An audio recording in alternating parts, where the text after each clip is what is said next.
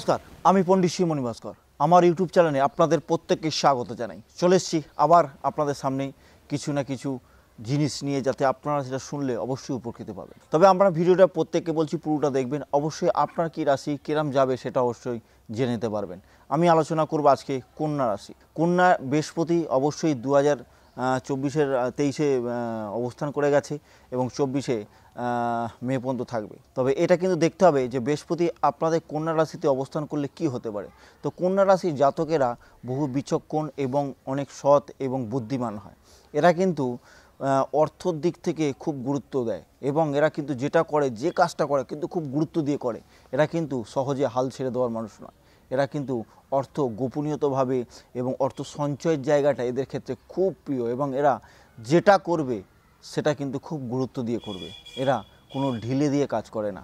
এরা সত্যি বলতে এরা কিন্তু সবসময় যেটা কাজে হাত দেবে শেষ মুহূর্তে পর্যন্ত ছেড়ে হাল ছাড়ে না। এদের খুব গুরুত্ব দিয়ে এবং অর্থনৈতিক জায়গা, এদের অর্থ সঞ্চয় করা একটা হবি বা একটা নেশা বলতে পারে। চলে আসুন কন্যা রাশি। বৃহস্পতি কোথায় অবস্থান করছে? মেষ রাশিতে অবস্থান করে গেছে 2023 এবং এটা কিন্তু থাকবে অবশ্যই 24 মে পর্যন্ত, মে মাসে 24 সাল। তাহলে এটা কিন্তু খুবই ভালো এবং খুবই খারাপ সময় সেটা কিন্তু আপনাদের জানতে হবে।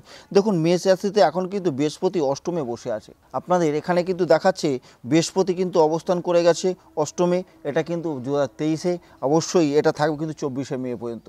কিন্তু এখানে দেখুন বৃহস্পতি অষ্টমে মেষ রাশিতে বসে আছে কন্যা রাশির ক্ষেত্রে এবং তার ঘর হচ্ছে দেখুন চতুর্থপতি সপ্তমপতি, সে অষ্টমে বসে আছে এবং দেখুন তার দৃষ্টিকোণা 12 মানে 12 দ্বাদশ ঘরে, দ্বিতীয় এবং চতুর্থে। তাহলে কি হতে পারে দেখে নিন।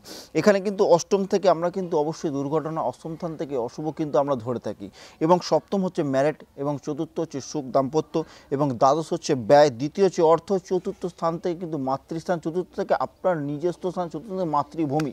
তাহলে এখানে কিন্তু দেখা যাচ্ছে বৈবাহিক জীবনে একটু হলেও সমস্যা আসার সম্ভাবনা কিন্তু এখানে দেখা যাচ্ছে এবং বিবাহিত জীবনে একটু হলো মনোমালিন্য, বিবাহিত জীবনে কিছুটা হলো প্রবলেম আসবে। অর্থনৈতিক জায়গা, অর্থ সঞ্চয়ের জায়গা, জীবনে প্রচুর টাকা ইনকাম করছেন কিন্তু অর্থ রাখতে পারবেন না, প্রচণ্ড পরিমাণে খরচা হয়ে যাওয়া, ব্যয় হয়ে যাওয়া। যতটা পরিমাণ আপনি ইনকাম করবেন তার চেয়ে আয়ের চেয়ে ব্যয়ের সংখ্যক জায়গাটা এখানে কিন্তু বেশি দেখাচ্ছে। এখানে যদি জমি বাড়ি ভূমি থেকে দূরে চলে যাওয়া, জমি থেকে দূরে ঘুরতে ভ্রমণের জায়গাটা কিন্তু এখানে ভালো দেখাচ্ছে। জমি থেকে দূরে কোথাও যাচ্ছে কর্মস্থানের জন্য, এটাও কিন্তু দেখাচ্ছে। বিজনেসের জন্য আপনাকে দূরে যেতে হতে পারে, বিজনেসের জন্য আপনাকে বাইরে যেতে হতে পারে, এটাও কিন্তু এখানে কিন্তু খুব দেখাচ্ছে। অর্থ জায়গা, অর্থনৈতিক জায়গা, সঞ্চয়ের জায়গাটা একটু হলেও প্রবলেম কিন্তু এখানে যাচ্ছে, কারণ দ্বিতীয় অষ্টম দ্বাদশ কানেক্টেড করছে। ইনকাম আপনার হবে, হাতে কিন্তু টাকা আসবে, সেই তুলনায় কিন্তু খরচার জায়গাটা প্রচণ্ড পরিমাণে ব্যয়। এখানে কিন্তু সাবধান, টাকা পয়সা কাউকে ধার দেবেন না। ধার কিন্তু যেটা খরচা করবেন সেটা বুঝে শুনে কিন্তু খরচা করবেন, নাহলে প্রচুর টাকা ধাক্কা বা খরচা বা বেরিয়ে যাওয়ার সম্ভাবনা কিন্তু এখানে দেখাচ্ছে। দেখুন, এবং মায়ের সাথে একটু হলেও সমস্যা কিন্তু আসার, মাতৃ থেকে কি বললাম, নিজের বসস্থান থেকে দূরে চলে যাওয়া বিজনেসের জন্য এবং জমি জমা থাকলে সেই জায়গাটা বিক্রি করে দেওয়ার কিন্তু এখানে সম্ভব। যারা একটা জিনিস ভালো, যারা জমি জমা বিক্রি করে ভাবছিলেন এই সময় কিন্তু বিক্রি হয়ে যাওয়ার সম্ভাবনা কিন্তু দেখাচ্ছে।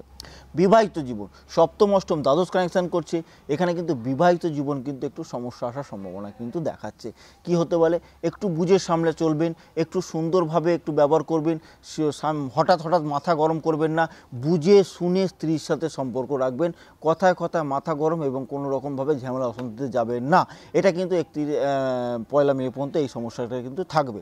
তো এই জায়গাটাকে একটু সতর্ক রাখবেন। তবে একটা কথা বলি, এখানে দ্বিতীয় অর্থনৈতিক জায়গাটা খুব বড় ধাক্কা যাওয়া, এই জায়গাটাকে একটু বুঝে শুনে অর্থ খরচা করবেন, বুঝে সামলে নিজেকে সামলে চলবেন, অবশ্যই কিন্তু বেটার। তবে যারা মনে করছেন বাইরে যেতে চাইছেন বিজনেসের জন্য বা এমনি কর্মস্থলের জন্য বা ভ্রমণ করতে যাবে, তাদের ক্ষেত্রে খুব ভালো, আপনারা যেতে পারেন, কোনো দিক থেকে কিন্তু এটা অসুবিধা নয়। তবে যেটা সবথেকে বলুন, অর্থ এবং বৈবাহিক এই জায়গাটা একটু সাবধানে চলবেন, অবশ্যই দেখবেন আপনারা সুন্দরভাবে জীবনযাপন করতে পারবেন। তবে একটা কথা, চতুর্থ স্থান এবং সপ্তমপতি, চতুর্থপতি অষ্টমে, এই জায়গাটা হলে একটু প্রবলেম হবে। কি, দাম্পত্য জীবনে সুখের জায়গাটা একটু প্রবলেম হবে, মায়ের সাথে একটু প্রবলেম আসতে পারে। যারা পড়াশোনা করছিলেন, যে পড়াশোনার জায়গা হচ্ছে ডিস্টার্ব এই মুহূর্তে আসতে পারে। পড়াশোনার ক্ষেত্রে কি হতে পারে, বাইরে যারা ভাবছিলেন যে পড়াশোনা করতে বা বিদেশে গিয়ে পড়াশোনা করবে ভাবছিলেন, যারা ভাবছেন আমরা দেশের বাইরে গিয়ে বা রাজ্যের বাইরে গিয়ে পড়াশোনা করছি, তাদের ক্ষেত্রে আমি বলবো খুব ভালো, অবশ্যই পড়াশোনা করতে পারেন। কিন্তু পড়াশোনার জায়গাটা একটু হলে ডিস্টারবেন্স করবে, একটু এই জায়গাটাকে একটু সাবধানে চলবেন, মনোযোগ দিয়ে করবেন, দেখবেন অবশ্যই বেটার হবে। একটা মাথায় রাখবেন, আজ আপনার খারাপ যাচ্ছে কাল আপনার ভালো যাবে, আজ আপনার ভালো যাচ্ছে কাল কিন্তু খারাপ। মানুষের একই লেভেলে সময় যায় না। যদি মনে হয় যাদের ক্ষেত্রে কন্যা রাশি, যদি এই সময়টা অবশ্যই সাবধানে চলবেন, এরপরে কিন্তু ভালো সময় আপনাদের অবশ্যই আসবে।